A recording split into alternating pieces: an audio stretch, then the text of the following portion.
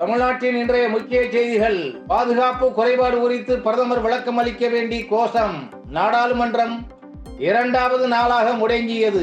இடைநீக்கம் செய்யப்பட்டதை கண்டித்து ஒன்றிய அரசுக்கு எதிராக எதிர்க்கட்சி எம்பிக்கள் போராட்டம் நடத்தினர். உங்க வெத்து கோஷத்துக்கெல்லாம் நான் மசிய மாட்டேன், எனக்கு தோணுச்சுன்னா நான் கொடுப்பேன், இல்லைன்னா விளக்கம் கொடுக்க மாட்டேன் அப்படின்னு சொல்ற பிரதமர் ஆச்சே நம்ம பிரதமர் என்கிறார் திருவாளர் தமிழர். சென்னை வேளச்சேரியில் வெள்ள நிவாரணம் ரூபாய் 6000 முதல்வர் நாளை வழங்குகிறார். எந்த அப்பன் வீட்டு காசு இல்ல, மக்கள் பணம் மக்களுக்கே வந்து சேருது என்கிறார் திருவாளர் தமிழர்.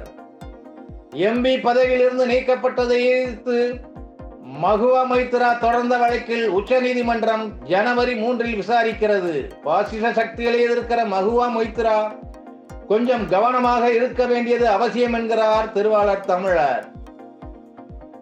சேலம் மாடர்ன் தியேட்டர்ஸ் நுழைவுவாயில் பகுதியில் கட்டுமானம் உருவாக்க திட்டம் எதுவும் அரசிடம் இல்லை என்று அமைச்சர் ஏவா வேலு தெரிவித்துள்ளார்.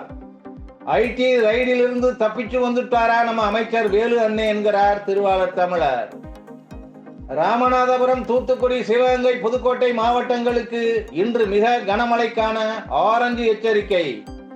மயிலாடுதுறை உள்ளிட்ட 8 மாவட்டங்களில் இன்று கனமழைக்கு வாய்ப்பு. வானிலை ஆய்வு மையம் எச்சரிக்கை.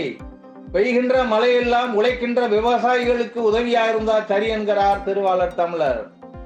டெல்லியில் வரக்கூடிய 19ஆம் தேதி நடக்கும் இந்தியா கூட்டணியின் கூட்டத்தில் பங்கேற்க இருக்கிறார் முதலமைச்சர் ஸ்டாலின். மக்களவை தேர்தல் தொகுதி பங்கீடு குறித்து விவாதிக்க வாய்ப்பு. எதிர்க்கட்சிகள் ஒற்றுமையா தேர்தலை சந்திக்கலனா பாசிச சக்திகளுக்கு தான் உதவியாயிரும் என்கிறார் திருவாளர் தமிழர். கூவம் கரையில் வெள்ளப்பகுதியில் அடுக்குமாடி குடியிருப்பு கட்ட சிஎம்டிஏ ஒப்புதல் அளிக்க கூடாது. பாமக நிறுவனர் ராமதாஸ் வலியுறுத்தல். லஞ்சம் கொடுக்காமல் இருந்தால் நிச்சயமாக நாங்கள் அனுமதிக்க மாட்டோம் என்கிறார்கள் அதிகாரிகள். வெள்ள நிவாரண தொகை பட்டியலில் பெயர் இல்லாதவர்கள் ரேஷன் கடைக்காரர்களிடம் வாக்குவாதம். டோக்கன் விநியோகத்தில் குளறுபடி. பயனாளிகளுக்கு குறுஞ்செய்தி அனுப்ப கோரிக்கை. கவலைப்படாதீங்க மக்களே, தேர்தலுக்கு முன்னால் பணம் எல்லாம் கிடைத்திடும் என்கிறார் திருவாளர் தமிழர். உயர் நீதிமன்றத்தில் சிறப்பான பாதுகாப்பு ஏற்பாடுகள் உள்ளதால் இபிஎஸ் நேரில் ஆஜராகி சாட்சியம் அளிக்கலாம். கோடநாடு கொலை கொள்ளை வழக்கில் நீதிபதிகள் அறிவுறுத்தல். ஒரு மாநிலத்துடைய முதலமைச்சரே கொலை கொள்ளை வழக்குகளில் சாட்சி அளிக்க வேண்டிய நிலை வந்தது வெட்கக்கேடு என்கிறார் திருவாளர் தமிழர். நாடாளுமன்ற தேர்தல் கூட்டணி குறித்து ஜனவரியில் விஜயகாந்த் அறிவிப்பார். தேமுதிக பொதுச் செயலாளர் பிரேமலதா தகவல். பிரேமலதா அப்படிங்கிற பெயருக்கு பதிலாக பேரம்லதா என்று பெயர் வைத்திருக்கலாம் என்கிறார் திருவாளர் தமிழர். மேகதாது விவகாரத்தில் தமிழ்நாட்டில் திமுக, அதிமுக போன்ற கட்சிகள் அரசியல் செய்கின்றன. கர்நாடக முதலமைச்சர் சீதாராமையா குற்றச்சாட்டு. தமிழ்நாட்டுக்கு எந்த பாதிப்பும் வராது என்று சட்ட மேலவையில் விளக்கம். காவிரியை வைத்து கர்நாடகத்தில் நீங்க பண்ணாத அரசியலை அப்பா, தமிழ்நாட்டில் நாங்க பண்றோம் என்கிறார் திருவாளர் தமிழர். அமலாக்கத்துறை அதிகாரியை கைது செய்து விசாரிக்க தமிழக லஞ்ச ஒழிப்பு துறைக்கு அதிகாரம் உண்டு. அன்கிட் திவாரி வழக்கு சிபிஐக்கு மாற்ற கோரிய மனு தள்ளுபடி. ஈடிக்கு இந்த தீர்ப்பு நிச்சயமாக இடிதான் என்கிறார் திருவாளர் தமிழர். விசாரணை கைதிகளின் பற்கள் உடைக்கப்பட்ட விவகாரம். பல்வீர் சிங்குக்கு எதிரான வழக்கில் தீர்ப்பு தள்ளி வைப்பு. உண்மையில் இவரது அதிகார பல் பிடுங்கப்பட்டு விட்டது என்கிறார் திருவாளர் தமிழர். ஊபியில் சிறுமிக்கு பாலியல் வன்கொடுமை. பாஜக எம்எல்ஏவுக்கு 25 ஆண்டு சிறை. உத்தரப்பிரதேசத்தில் பாஜக எம்எல்ஏவிற்கு கிடைத்த இந்த தண்டனை சரியானதுதான் என்கிறார் திருவாளர் தமிழர். பாபர் மசூதிக்கு மாற்றாக கட்டப்படும் அயோத்தி புதிய மசூதிக்கு புனித மெக்காவின் இமாம் அடிக்கல்.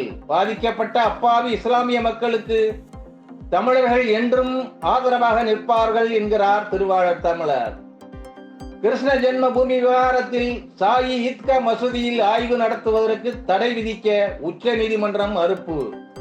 உச்ச நீதிமன்றமே இஸ்லாமியர்களை கைவிட்டால் எப்படி என்கிறார் திருவாளர் தமிழர். மகாராஷ்டிரா மாநிலத்தில் ரூபாய் 50,000 கோடி மதிப்புள்ள போதைப் பொருள் பறிமுதல். துணை முதல்வர் அறிவிப்பு.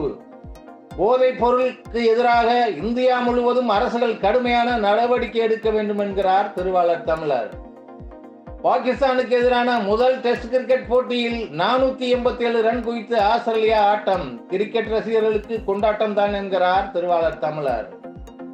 அமெரிக்காவில் காலிஸ்தான் தீவிரவாதி குர்பத் சிங் பன்னுனனை கொலை செய்ய திட்டமிட்ட வழக்கில் கைது செய்யப்பட்ட நிகில் குப்தாவை மாட்டு இறைச்சி உண்ண வற்புறுத்தியதாக புகார். பாதிக்கப்பட்ட பிற மக்களின் துன்பத்தை இப்பொழுதாவது வடநாட்டு குப்தாக்கள் உணர்வார்களாக என்கிறார் திருவாளர் தமிழர். காசாவில் தங்கள் நாட்டு பிணை கைதிகள் 3 பேரை தவறுதலாக சுட்டுக் கொன்ற இஸ்ரேல். அச்சுறுத்தல் இருப்பதாக தவறாக சுட்டுவிட்டதாக ராணுவ செய்தி தொடர்பாளர் விளக்கம்.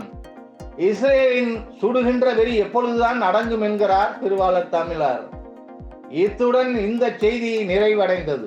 இந்த வீடியோ உங்களுக்கு பிடித்திருந்தா லைக் பண்ணுங்க, ஷேர் பண்ணுங்க. நாம் அதிகம் நேசிக்கும் நம் தமிழ்நாட்டில் நேர்மை தீ பரவ உடனே சப்ஸ்கிரைப் பண்ணுங்க.